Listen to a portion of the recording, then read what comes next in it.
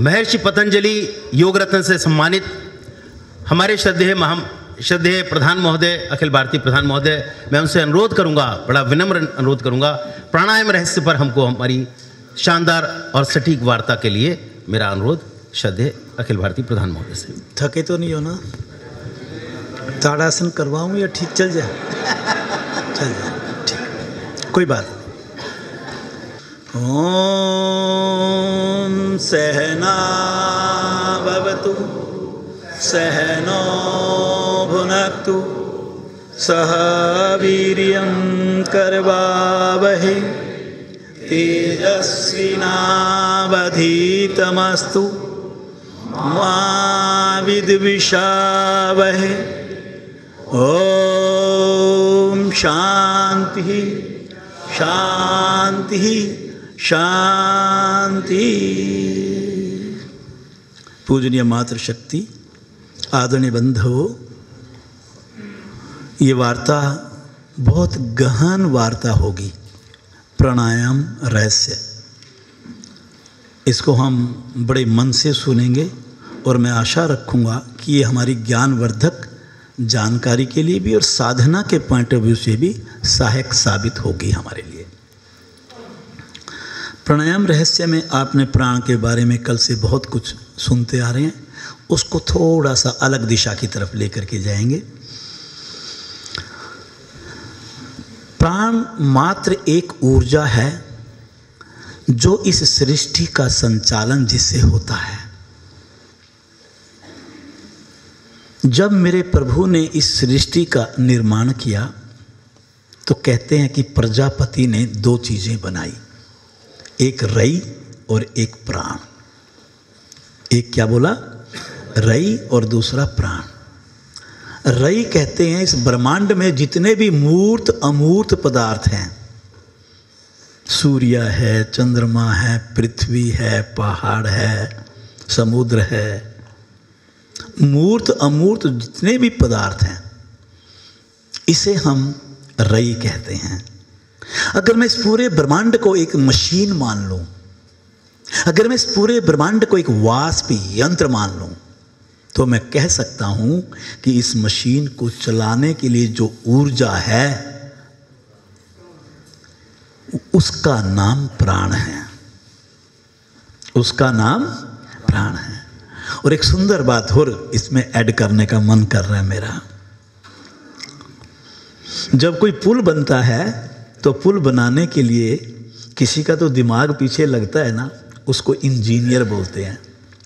अगर ये ब्रह्मांड एक वाष्प यंत्र है, एक मशीन है, और इसको चलाने के लिए एक ऊर्जा है जिसका नाम प्राण है, तो इस प्राण रूपी ऊर्जा और इस ब्रह्मांड रूपी वाष्प यंत्र को बनाने वाला इंजीनियर मेरा प्रजापति है, मेरा ईश्वर है, मेरे परमपिता परमात्मा हैं। प्राण के दो रूप हैं मोटे तौर पर, समष्टि प्राण और व्यष्टि प्राण। समष्टि प्राण इस पूरे ब्रह्मांड को चलाने के लिए है। देखिए, मेरा ये हाथ ऐसे हिलता है तो कोई तो शक्ति इसके अंदर प्राण रूपी काम कर रही है। बिना एनर्जी के तो ये हाथ हिल नहीं सकता। ये मेरी आवाज़ आप तक इस माइक के माध्यम से आ रही है, अगर विद्युत बिजली चली जाए तो शायद ये आवाज़ आप तक नहीं आएगी। अगर आप इस छोटे छोटे कामों के लिए कोई ऊर्जा ढूंढ रहे हैं, आपको चाहिए कोई माध्यम, तो ये पृथ्वी भी तो सूर्य के चारों ओर घूम रही है ना, ये तो साइंस ने साबित कर दिया। बोलिए है कि नहीं? तो अगर ये पृथ्वी इतनी स्पीड से सूर्य के चारों तरफ घूम रही है तो क्या उसको ऊर्जा की आवश्यकता, बोलो, नहीं है? चाहिए ना। तो ये प्रमाण है इस बात का कि समष्टि प्राण इन मूर्त अमूर्त पदार्थों को यथास्थान रखने पर उनके कार्यों को संपादित करने की शक्ति प्रदान करता है। और ठीक उसी प्रकार इस समष्टि प्राण का एक अंश सूक्ष्म रूप में जब एक पिंड शरीर के संपर्क में आता है, तो उसे व्यष्टि प्राण कहते हैं। क्या बोलते हैं? व्यष्टि प्राण। उस व्यष्टि प्राण के आप अपनी पुस्तक में, प्राणायाम की पुस्तक में 10 रूप पढ़ते हैं। पांचों को उप प्राण कहते हो, पांचों को प्राणों का रूप कहते हैं, जिसमें मुख्य प्राण आपका आता है, समान प्राण आता है, अपान प्राण आता है, और उदान प्राण और व्यान प्राण ये आते हैं। और आपका नाग, कृकर, कूर्म, धनंजय और देवदत्त, 5 ये क्या आते हैं? उप प्राण। 5 प्राणों की बात करके फिर मैं सूक्ष्म प्राण की तरफ चला जाऊंगा, हल्का हल्का बतलाऊंगा, जो अधिकारियों को जानकारी होनी चाहिए, ऊपर ऊपर से नहीं, उसको योग साधना के साथ जोड़ करके। जैसे हमारा जो मुख्य प्राण है, इसका क्षेत्र वक्ष क्षेत्र है। बोलिए कौन सा क्षेत्र है? वक्ष क्षेत्र है।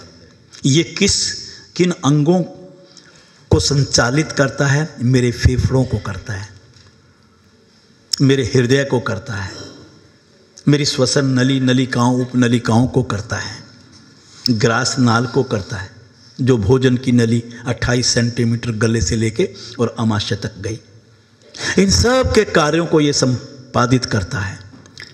और मुख्य प्राण हृदय चक्र से प्रभावित होता है। अन्य सभी प्रकार के प्राणों को ये सहारा देता है, उनका सपोर्टर है ये। अगर ये प्राण मेरे शरीर के अंदर कमजोर पड़ जाए तो मुझे आहार नाल का दोष हो सकता है, फेफड़ों के रोग आ सकते हैं, जिसमें चाहे ट्यूबरकुलोसिस हो, चाहे फेफड़ों के अंदर आपको टीबी की शिकायत हो या किसी तरह का संक्रमण हो, हृदय रोगी बन सकते हैं हम। और इसका उपचार क्या है योग में? सारी बात योग की ही करेंगे और बिल्कुल प्रैक्टिकल बात करूंगा आपके साथ। ऐसे आसन अपने दिमाग से सोच करके जो बोलूंगा वो लिखने जरूरी नहीं है, आप बतलाओ सामने वाले को। जैसे अर्ध चक्र आसन, ऊष्ट्र आसन, देखो कितना बढ़िया बताया आपने। हस्त उत्थान आसन, बस हल्का हल्का करेंगे तो आप अपने आप दिमाग लगाओ, इससे मुख्य प्राण प्रभाव में आता है। प्राणायाम में आप देखिए कि आपका आज यौगिक श्वसन के अंदर एक वक्षीय श्वसन करवाया गया था। वक्षीय श्वसन इस प्राण को प्रभाव में करता है। एक थोड़ा सा और आगे बढ़िए, जो उदरीय श्वसन था वो समान प्राण को प्रभावित करेगा। और एक आप देखिए गर्दनी श्वसन उदान प्राण को प्रभाव में। अगर आप थोड़ा लिंक करो, यही नॉलेज होता है, ये अपने आप आपको दिमाग लगाना पड़ेगा इन चीज़ों में। मैंने आपको लिंक किया जानबूझ करके यौगिक श्वसन को इस लेक्चर के साथ। गहरे लंबे श्वासों से मुख्य प्राण प्रभाव में आता है। कपालभाति प्राणायाम आपके इस जो कफ क्षेत्र को ठीक करता है, तो ये मुख्य प्राण को प्रभावित करता है। अगर मैं शुद्धि क्रियाओं में करूं तो हृदय धोती के चारों प्रकार, दंड धोती है, वस्त्र धोती है, वमन धोती है, व्याघ्र धोती है, ये चारों ही मेरे इस प्राण को स्वस्थ बनाते हैं। समान प्राण और एक बात और देखिए, जो समान प्राण है, समान प्राण दाएं और बाएं बगल की तरफ चलता है, साइडों पर पार्श्विक गति होती है इसकी। कैसी गति होती है? पार्श्विक गति। समान प्राण का नाभि वाला क्षेत्र है, नाभि से डायफ्राम तक, उदर वाला क्षेत्र। ये क्या काम करता है? भोजन का शोषण करके, उसका पाचन करके, शोषण करके उससे रस को अलग करना, उसको चूस लेना, ये काम इसका है। तो अगर ये कमज़ोर पड़ेगा तो इसी से संबंधित रोग आएंगे उसको। समान प्राण के क्या रोग आएंगे उसको? पेट के रोग आएंगे, अपच का रोग ही बन जाएगा, एसिडिटी का रोग ही बन जाएगा। पैनक्रियाज गड़बड़ हो गई तो किसका? डायबिटिक का पेशेंट हो जाएगा, उसको पित्ताशय का रोग हो सकता है। पित्ताशय में जो पथरी का रोग होता है, क्या बोलते हैं, गॉल ब्लैडर स्टोन का, छोटी आंतों का, अग्नाशय का, पक्वाशय का, यही अंग उसके इन्हीं अंगों को वो संचालित करता है, इन्हीं अंगों के उसको रोग होंगे। मोटापा भी हो सकता है उसको, हर्निया भी हो सकता है उसको, अल्सर भी हो सकता है उसको, अल्प रक्तता का रोग भी हो सकता है उसको, लूज मोशंस भी हो सकते हैं उसको। पित्त से संबंधित जो दोष है, तो ये सारे दोष समान प्राण के दूषित होने पर या कमज़ोर पड़ने पर हो सकते हैं। कैसे इसको सक्षम बनाएं? उत्थान पाद हस्तासन, लुढ़कना सर्पासन, उत्तान पादासन, शलभासन।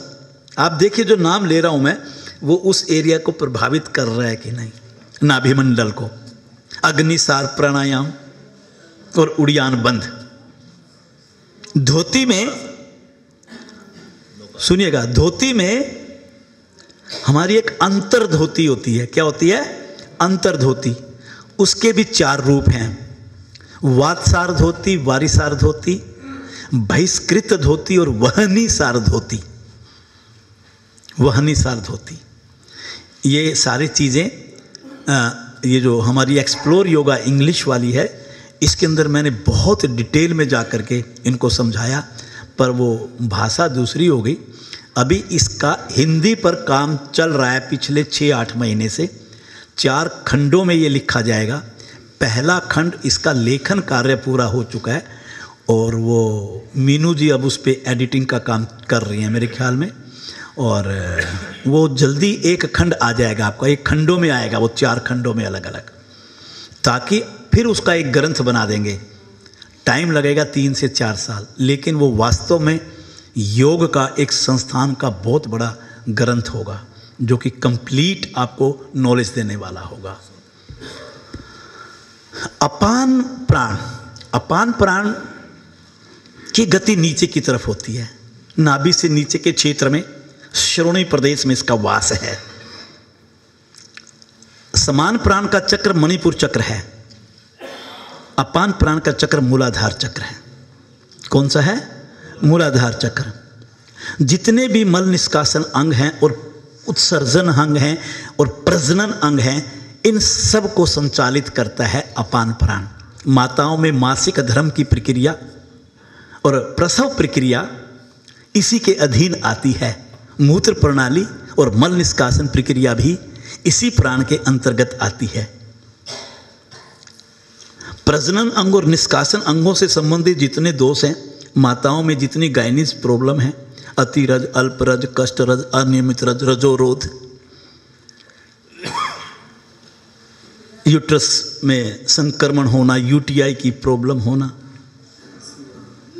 कब्ज होना, बवासीर होना, जितनी भी समस्याएं हैं चाहे प्रजनन अंगों की चाहे इनकी, सब अपान प्राण के कमज़ोर होने पर शरीर में होती है। कैसे हम किन आसनों से और किन प्राणायामों से इनको ठीक कर सकते हैं? पवन मुक्त आसन है, मर्कट आसन है, उत्तान पाद आसन है, अग्नि सार प्राणायाम है, वहनी सार धोती है जो सुबह के समय खाली पेट करनी चाहिए, न्योली क्रिया है। आज कल मैंने अनीमा के ऊपर बहुत सुंदर बतलाया। अपान प्राण को सक्षम बनाने करने वाली क्रिया है संघ प्रक्षालन, और कटिल पेट बहुत प्रभावकारी है। कटिल पेट बहुत प्रभावकारी है। अब माताओं के लिए तो रामबाण है ये, हर घर में कटिल पेट होनी चाहिए। आधे से ज़्यादा बीमारियां आप नेचुरोपैथी से और योग से ठीक कर सकते हैं, सारी कर सकते हैं, बशर्ते कि श्रद्धा, विश्वास और अनुकरण ये चीज़ें उसके साथ जुड़ जाएं तो। उदान प्राण, उदान प्राण की गति ऐसी है, वृत्ताकार घूमता है। ये देखिए, ये लगाया हाथ और ये इसका क्षेत्र है, कंठ से और सहस्रार तक। ज्ञान इंद्रियां, कमर और आपका कर्म इंद्रियां और मस्तिष्क के सारे अंग और हाथ और पैर इसके अधीन आते हैं। इन्हीं से संबंधित दोष आएंगे। विशुद्धि चक्र से प्रभावित होता है, तो विशुद्धि चक्र को प्रभावित करने वाली जितनी भी क्रियाएं आप बतलाओगे, आपका उदान प्राण सक्षम होगा। मस्तिष्क से संबंधित जितने रोग हैं, आंख, नाक, कान, गले से संबंधित जितने दोष हैं, वो सब आपके सिर्फ उदान प्राण के कमजोर होने से शरीर में आ सकते हैं। अगर आसनों में इसका उपचार ढूंढें, ये जो जितनी वार्ता आपको सुनाई जा रही हैं, धीरे धीरे आपको सुंदर सूचना दे रहा हूँ, सब YouTube पर उपलब्ध करवा दी जाएगी। इनकी प्रॉपर रिकॉर्डिंग हो रही है। तो आपको चिंता नहीं करने की ये छूट गया वो छूट गया। आपको धीरे धीरे 10-15 दिन में सारा मटेरियल आप तक पहुंच जाएगा।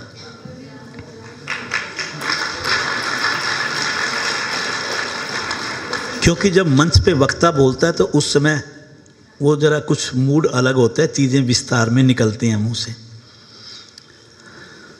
अब देखिए, मत्स्य आसन विशुद्धि चक्र को सीधा प्रभावित करेगा। हल आसन, भुजंग आसन, गर्दन की सूक्ष्म क्रियाएं, मुद्राओं में पाशनी मुद्रा, ये काया मुद्राओं की श्रेणी में आती है। अभी कहोगे तो कल सुबह आपको करके दिखा देंगे। हाँ सुनिएगा ना।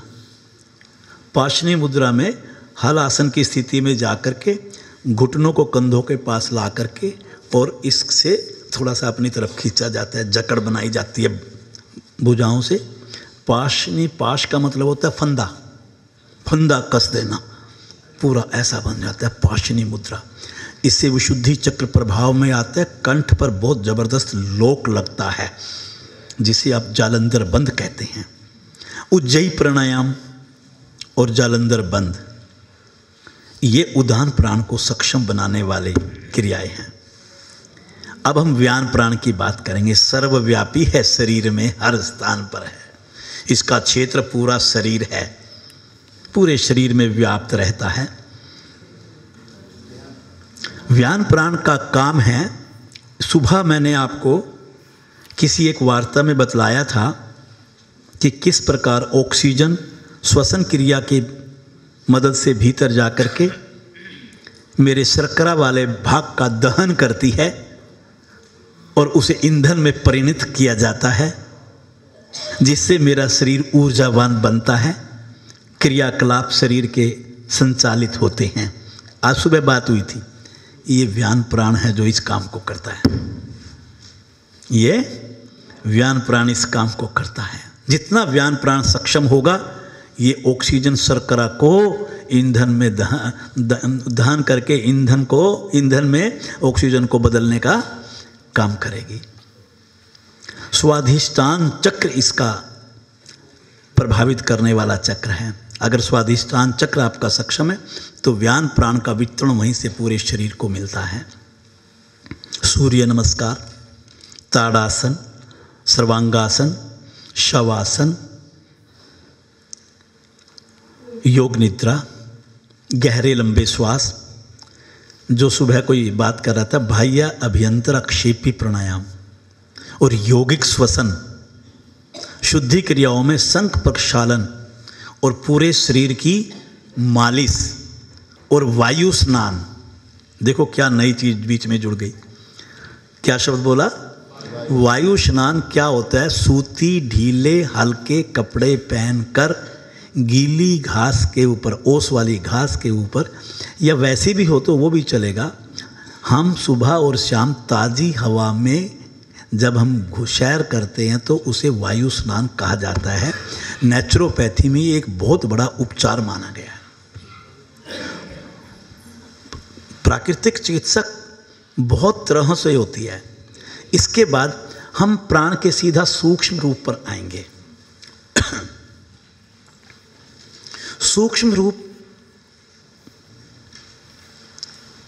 का मतलब सूक्ष्म प्राण से है।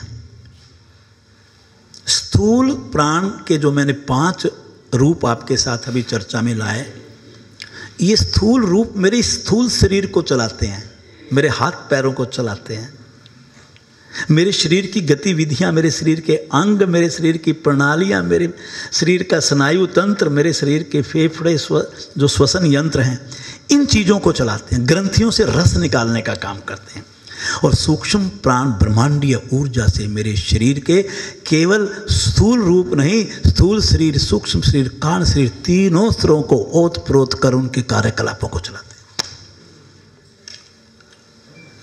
सूक्ष्म प्राण मेरे शरीर में नाड़ियों के माध्यम से बहता है।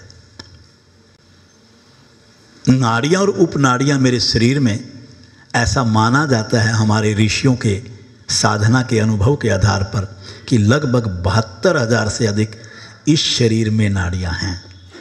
ये बात आती है और हम अपनी साधना में ईड़ा पिंगला सुषमना का तो रोज ही जिक्र करते हैं।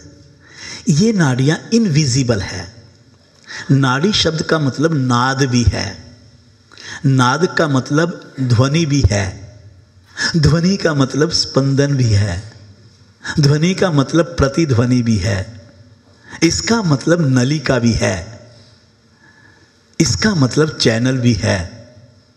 लेकिन ये सब शब्द जो किए इसको इनविजिबल फॉर्म में मानिए, क्योंकि इस समय आप सूक्ष्म प्राण पर चर्चा करने जा रहे हैं।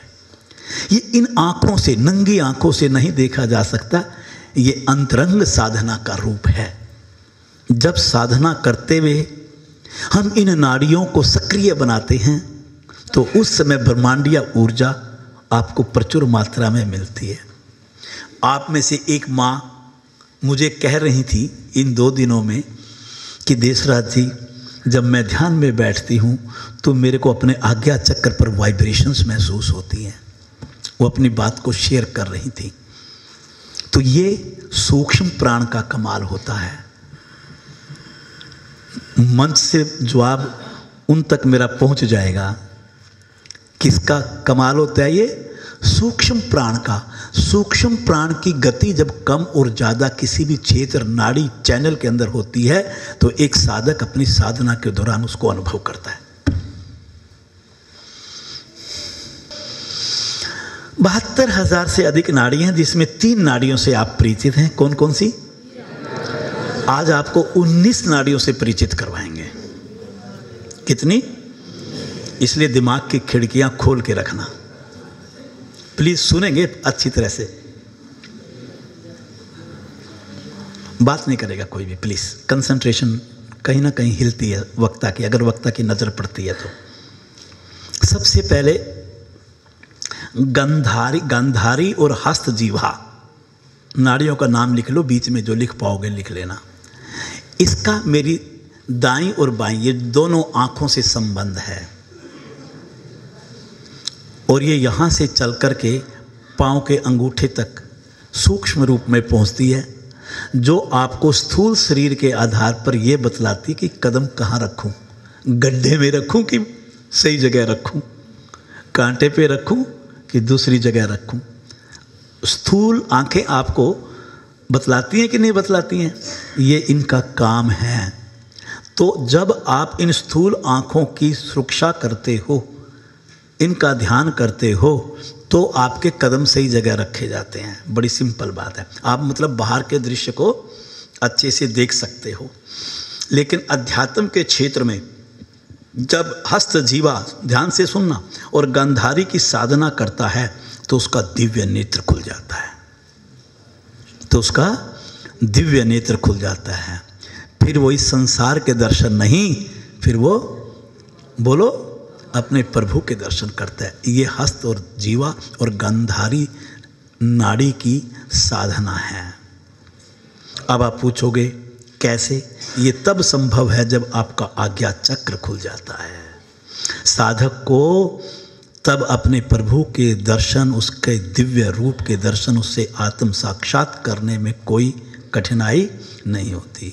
स्थूल रूप में आप नेत्र सुरक्षा का अभ्यास करते हो और उसका अगला अभ्यास थोड़ा त्राटक का करते हो। आम साधक त्राटक का मतलब एक दिव्य इसे जलती हुई ज्योत के ऊपर आंखें खोल करके देखना होता है। ये बाहरी त्राटक है, ये त्राटक बाहरी है जिसके गुण गाते हो। जिस दिन आप आंखें बंद करके त्राटक का अभ्यास करोगे वो दिव्य और अंतरंग त्राटक बन जाएगा। वह त्राटक आपके इस दिव्य नेत्र को खोलने में सक्षम होता है। अंतरंग त्राटक और ध्यान का अभ्यास हमारे इस अभ्यास को पक्का करता है।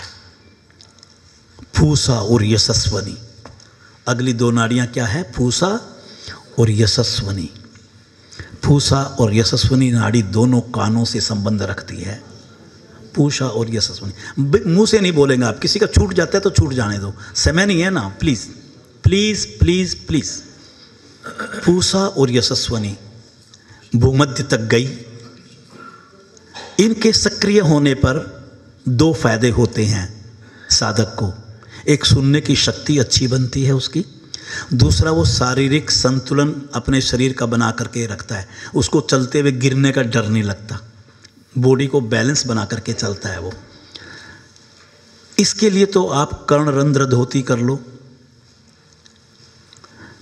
इसके लिए आप भ्रामरी प्राणायाम कर लो। लेकिन जब आप पूषा और यशस्विनी नाड़ियों की अंतरंग साधना करते हो तो फिर आपको ये बाहर की आवाज़ें नहीं, फिर आपको अपने प्रभु की आवाज़ें सुनाई देती हैं। फिर आप अनहद नाद का आनंद लेते हैं। फिर आप बोलिए, अनहद नाद के लिए भ्रामरी प्राणायाम की साधना बहुत अच्छी है, ध्यान की साधना बहुत अच्छी है। अध्यात्म की ओर बढ़ने से वो नाड़ियाँ आपकी सक्रिय बनती हैं। शुरा नाड़ी, शुरा बड़े ऊ की मात्रा सा, शाह 21 वाला शाह, SH, शुरा नाड़ी ये नासिका से और भूमध्य तक गई है। इससे गंध ग्रहण की जाती है। गंध दो तरह की होती है, एक स्थूल गंध होती है, दूसरी दिव्य गंध होती है। स्थूल गंध में आप ये बाहरी गंध, फूल की गंध या किसी जो दुर्गंध है उसको कहते हैं। इसके लिए आप अपने प्राणायाम का अभ्यास कर लो, लेकिन दिव्य गंध का अभ्यास जब आप करेंगे तो उसमें अगोचरी मुद्रा, श्वसन ध्यान और प्राणायाम का अभ्यास भी इसमें आएगा। जब यह साधना गहन हो जाएगी तो शूरा नाड़ी हमारी सक्रिय बनती है, पर उस पर आपकी सजगता का केंद्र भी होना चाहिए जब आप उसका अभ्यास करते हैं। तो ये अभ्यास को बढ़ाने के तौर तरीके भी हैं। सरस्वती नाड़ी, हमारी जीवा दो नाड़ियों को कंट्रोल करती है, एक सरस्वती नाड़ी, एक अलंभूसा नाड़ी। अलंभूसा नाड़ी, सरस्वती नाड़ी क्या करती है? ये सरस्वती नाड़ी मूलाधार से और जीवा तक है। ये हमारी वाणी पर नियंत्रण करती है, ये हमारे ज्ञान वाक्यों को प्रकट करती है। देखो, जिसकी ये नाड़ी सक्षम नहीं होती, अनाप शनाप बोलेगा, शब्दों पर नियंत्रण नहीं होगा, क्रोध करेगा, दूसरों की चुगली करेगा, नकारात्मक बात बोलेगा, क्योंकि उसकी सरस्वती नाड़ी, आप कहते हो ना कोई अच्छा बोलता है तो आप कहते हो इसकी जुबान पे माँ सरस्वती का वास है, कहते हो तो उसको साधना में भी तो समझो। सरस्वती नाड़ी का वास तो वहीं होगा ना जहाँ उसकी साधना भी होगी। आप सुबह से शाम तक 10 बार तो क्रोध करते हो, दूसरों के बारे में गलत शब्दों और गलत वाणी का नियंत्रण करते हो, तो माँ सरस्वती का आपको कैसे आशीर्वाद मिलेगा? माँ, जब आप सरस्वती नाड़ी सक्रिय होती है तो क्रोध शांत हो जाता है, मन शांत हो जाता है और मधुर वाणी निकलती है आपके मुंह से, मीठे शब्द निकलते हैं, दूसरों को ऊर्जा देने वाले शब्द आपके मुख से निकलते हैं। ऐसी वाणी जिसकी होती है उसके लिए ध्यान में जाना सहज होता है। क्या करें? माँ सरस्वती नाड़ी की पूजा करने के लिए, इसका अनुष्ठान करने के लिए निष्काम कर्म और खेचरी मुद्रा का अभ्यास जो आज बतलाया था, और तीसरा मौन की साधना, और चौथा आत्मचिंतन, और पांचवा ध्यान। कितनी सुंदर बात है, इस बात को आप हल्के में मत लेना। निष्काम कर्म, खेचरी मुद्रा, मौन साधना, आत्मचिंतन और ध्यान। देखिए, अगर साधक इन चीज़ों का अभ्यास कर रहा है तो उसकी ये चीज़ें सब संभव हैं कि नहीं, उसकी वाणी कैसी होगी? ध्यान और आत्मचिंतन करने वाला व्यक्ति कैसे दूसरों के बारे में गलत शब्दों का प्रयोग कर सकता है? अलंभूसा नाड़ी अलंभूसा नाड़ी गुदा तक जाती है, मुख से भोजन का स्वाद लेती है। ये आप जो व्यंजन करते हैं ना, आप अपना स्वाद ढूंढते हो, ये खाना अच्छा है, ये नहीं है, ये नाड़ी बताती है आपको स्थूल रूप में। और जब सूक्ष्म रूप में अगर आप इसका अनुष्ठान कर लो और इसको सक्रिय बना दो, जिस दिन अलंभूसा नाड़ी का आध्यात्मिक पक्ष विकसित हो जाएगा तो आप अमृत रस स्वादन करते हो। क्या करते हो? अमृत रस स्वादन करते हो। दंत मूल धोती, जीवा मूल धोती और खेचरी मुद्रा और ध्यान, 4 साधना। सुंदर बात यह कि आपको अभ्यास भी बताया जा रहा है। दंत मूल धोती और आपका जीवा मूल धोती, ये दोनों उसके स्थूल रूप को सक्षम बनाते हैं, खेचरी मुद्रा और ध्यान उसके सूक्ष्म रूप को सक्रिय बनाते हैं। आगे मैं आपको 3 नाड़ियां पास पास बतलाऊंगा, तीनों आसपास हैं वो। राका, विश्वोद्री और शांखनी, तीनों इकट्ठे लिख लो। राका, विश्वोद्री और शांखनी, इनको याद करने का भी तौर तरीका है, पर समय का अभाव है तो मैं सारा डिटेल में जा नहीं पाऊंगा। राका, विश्वोद्री और शांखनी, शंख से बना शांखनी। राका आपकी पेट से संपर्क रखती है, ये नाड़ी मस्तिष्क से, भूमध्य से, और ये आपको भूख का आभास कराती है।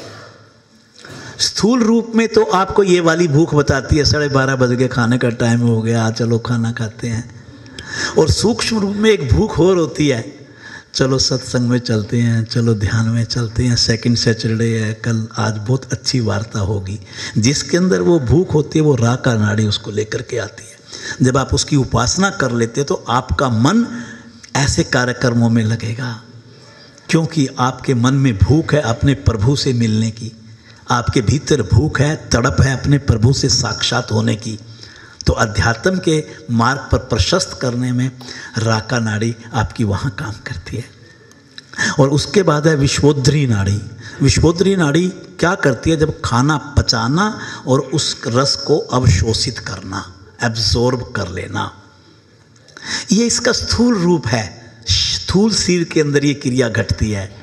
लेकिन विश्वोद्री नाड़ी का जब सूक्ष्म रूप आपका, ये आपके पक्वास्य और आपका नाभि मंडल और अमाशय, समझ लो कि यही तीनों नाड़ियों का स्थान है इनका। ये नाड़ी जब अध्यात्म के क्षेत्र में सक्रिय बनती है तो आपका मन लगता है चिंतन में और मनन में। जो आपने यहाँ सुना उस पर चिंतन करना। एक तो होता है ना, यहाँ से सुना, यहाँ से निकाल दिया, किसी ने कहा ताली बजाओ, आपने ताली बजा दी, सामने वाले का खून बढ़ा दिया, अपने को कुछ मिला ही नहीं, अपने को कुछ मिले ही नहीं। आपको कब मिलेगा? जो आपको किसी ने कुछ कहा और वो अच्छी बात कही, अकेले में बैठ के आपने चिंतन करके देखा उस पर। अगर आपने चिंतन किया, मनन किया, तो आपके भीतर कुछ उतरेगा, वरना नहीं उतरेगा। और जो विश्वोद्री नाड़ी के बाद आती है शांखनी नाड़ी। शांखनी नाड़ी क्या करती है? जो आपका भोजन पच गया, अवशोषित हो गया, अब उसका शरीर को भेजना है, वितरण करना है, डिस्ट्रीब्यूशन करना है। और जब ये शांखनी नाड़ी आध्यात्मिक पक्ष इसका विकसित होता है तो जो आपको दिव्य ऊर्जा प्राप्त हुई, जो दिव्य ऊर्जा प्राप्त हुई, वो स्थूल शरीर, सूक्ष्म शरीर और कारण शरीर, तीनों शरीरों में उसका वितरण करके उसको उससे ओत प्रोत करना है, वो उससे ओत प्रोत करना है। अब 3 नाड़ियां मैं आपको नाभि से नीचे वाले क्षेत्र की बतलाऊंगा। कुहू नाड़ी, वारुणी नाड़ी, कुहू नाड़ी, वारुणी नाड़ी और शिवनी नाड़ी। शिवनी, शिवनी नाड़ी तो हमारी पुस्तक में भी लिखा हुआ है। कुहू, कुहू, कुहू और दूसरा क्या बोला? वारुणी और तीसरा शांखनी, शिवनी, सॉरी। कुहू नाड़ी, सुनिए प्लीज, बोलो ना। कुहू नाड़ी, क्योंकि देखो मुझे शॉर्ट में बतलाना पड़ गया, सब मजबूरी है, क्योंकि समय प्रबंधन जितना बिगड़ेगा हम लेट होते चले जाएंगे कार्यक्रम में। कुहू नाड़ी गुदा से संबंध रखती है। स्थूल रूप में मेरे शरीर से स्थूल मल को बाहर लेकर के जाती है, स्थूल मल को बाहर लेकर के जाती है। और जब इसकी हम आध्यात्मिक साधना करते हैं तो ये मेरे शरीर से जो है ना, जो मेरे चित्त के अंदर मल या यूँ कहिए क्लिष्ट वृत्तियाँ परतें बना करके पड़ी हुई हैं, उनका निरोध होता है, जिसकी बात आप समाधि पाद में महर्षि पतंजलि करते हैं। योगास्थित वृत्ति निरोधा, वो काम कुहू नाड़ी आपकी करवाती है। आपकी वारुणी नाड़ी, वारुणी नाड़ी, वारुणी नाड़ी हमारे शरीर में जो रक्त बहता है इसको फिल्टर करने के, अशुद्धता को मूत्र के रूप में बाहर निकालने की काम करती है, मूत्र प्रणाली को नियंत्रित करती है। और अध्यात्म के क्षेत्र में ये मुझे विचारों से शून्य बना करके मेरे मन को शांत करती है, जो ओवर थिंकिंग उसको ख़त्म करती है। मन शांत करती है तो मैं अपने भीतर जाऊंगा, अपने प्रभु से जुड़ूंगा। और शिवनी नाड़ी का काम क्या है? स्थूल रूप में वीर्य की उत्पत्ति करके प्रजनन प्रक्रिया का कार्य करना। लेकिन एक योगी जब शिवनी नाड़ी को सक्रिय कर लेता है, आप सिद्ध आसन आपको एकदम समझ में आ जाएगा। माताओं में सिद्ध योनि आसन एकदम समझ में आ जाएगा। सुनिएगा, बीच में ना बोले। शिवनी नाड़ी से वीर्य नियंत्रण करता है साधक और उसका ऊर्ध्वागमन होता है। जब उसका ऊर्ध्वागमन होता है तो कुंडलिनी का जागरण होता है। किसका जागरण होता है? कुंडलिनी का जागरण होता है। ये वीर्य शक्ति जब हम ऊर्ध्वागमन करने में सफल हो जाते हैं तो आज्ञा चक्र पर जाकर के ये अमृत में परिणित हो जाता है। वो अमृत जिसको फिर आप कहते हैं कि सोम चक्र से टपकता है और आप विशुद्धि चक्र पर खींचरी मुद्रा के माध्यम से आप उसको अनुभव करते हो। देखो कितना साइकिल है ये। उसके बाद आपकी ईड़ा पिंगला सुषुम्ना, ईड़ा पिंगला सुषुम्ना, जिसका ज्ञान आपको पूरा है फिर भी 2-2, 3-3 लाइन बोल दूं।